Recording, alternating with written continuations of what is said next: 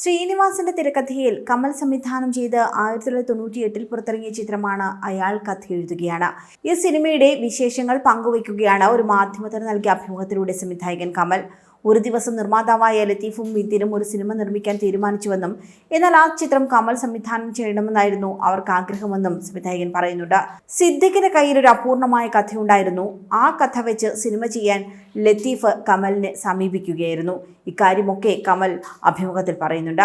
എന്നാൽ ഈ സിനിമയുടെ തിരക്കഥ ശ്രീനിവാസൻ ചെയ്യണമെന്നായിരുന്നു അവരുടെ തീരുമാനം. അങ്ങനെ ഉണ്ടായ സിനിമയാണ് അയാൾ കഥ എഴുതുകയാണെന്നാണ് സിനിമാ വിശേഷങ്ങൾ പങ്കുവെക്കവേ കമൽ പറയുന്നത്. മോഹൻലാൽ അവതരിപ്പിച്ച സാഗർ കോട്ടപ്പുറത്തിന്റെ ഐക്കോണിക് ഡയലോഗായ ചോദിച്ചു പോകാമെന്ന ഡയലോഗിന്റെ ഉത്ഭവത്തെ പറ്റിയൊക്കെ കമൽ ഇതിനിടെ പറയുന്നുണ്ട്. ഡിസ്കഷൻ നടന്നുകൊണ്ടിരിക്കുന്ന സമയത്ത് സിദ്ദിഖാണ് ചോദിച്ചു പോകാമെന്ന ഡയലോഗ് പറഞ്ഞതെന്നും അത് കേട്ടപ്പോൾ തന്നെ തനിക്ക് ഇഷ്ടമായെന്നും കമൽ പറയുന്നു. ശരിക്കും ചിരിപ്പിച്ച ഡയലോഗായിരുന്നു ചോദിച്ചു പോകാമെന്നതെന്നും കമൽ പറയുന്നുണ്ട്. അതേസമയം സാഗർ കോട്ടപ്പുറം എന്ന കഥാപാത്രത്തെ എങ്ങനെ ചെയ്യണമെന്നൊരു കൺഫ്യൂഷൻ ആദ്യം ഉണ്ടായിരുന്നു. അങ്ങനെ ആദ്യ 2 ദിവസം ഷൂട്ട് ചെയ്തു. എന്നാൽ തനിക്കൊരു ടെൻഷൻ ഉണ്ടായിരുന്നുവെന്നും അതായത് ഈ കള്ളുകുടിയനായി അഭിനയിക്കുന്നത് ശരിയായ രീതിയിലാണോ എന്ന് തോന്നിയെന്നും കമൽ പറയുന്നു.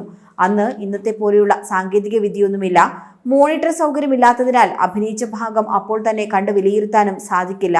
അങ്ങനെ ഷൂട്ട് ചെയ്ത ഭാഗം അന്ന് തന്നെ ചെന്നൈയിലെ ലാബിലേക്ക് അയച്ചുവെന്നും അവിടെ നിന്നും എഡിറ്റർ രാജഗോപാൽ അത് പ്രിന്റ് ചെയ്ത് വീണ്ടും കണ്ണൂരിലെ ലൊക്കേഷനിലേക്ക് തിരിച്ചയച്ചുവെന്നും ഏകദേശം 4 ദിവസമെടുത്തു പ്രിന്റ് കയ്യിൽ കിട്ടാനെന്നും കമൽ പറയുന്നു.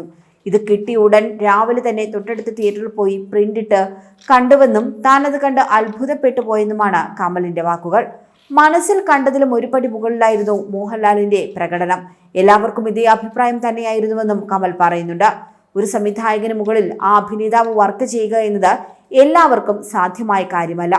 ഈ ചിത്രത്തിലെ ഓരോ സീനും ശ്രദ്ധിച്ചാൽ അറിയാം മോഹൻലാലിന്റെ അഭിനയ മികവെന്നും അദ്ദേഹം ശരിക്കും ഡയറക്ടേഴ്സ് ആക്ടറാണെന്നും ഏത് സംവിധായകന്റെ കയ്യിലെത്തിയാലും മികച്ചതായി വർക്ക് ചെയ്യാൻ അറിയുന്ന മഹാനടനാണ് മോഹൻലാൽ എന്നും കമൽ പറയുന്നു.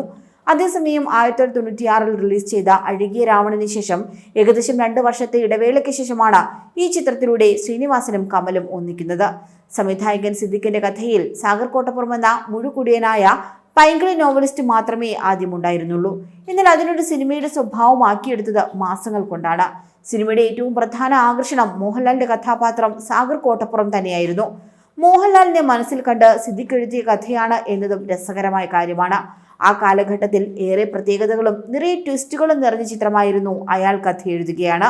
ഇന്നും പ്രേക്ഷകർ കാണാൻ ഇഷ്ടപ്പെടുന്ന മോഹൻലാൽ ചിത്രങ്ങളിൽ ഒന്നുകൂടിയാണിത്. ഈ ചിത്രം ഉണ്ടായതിനു പിന്നിലെ രസകരമായ സംഭവങ്ങളാണ് ഈ അഭിമുഖത്തിലൂടെ കമൽ സംസാരിച്ചത്. കൂടുതൽ വാർത്തകൾക്കായി B4 Blaze ഫോളോ ചെയ്യൂ, സബ്സ്ക്രൈബ് ചെയ്യൂ.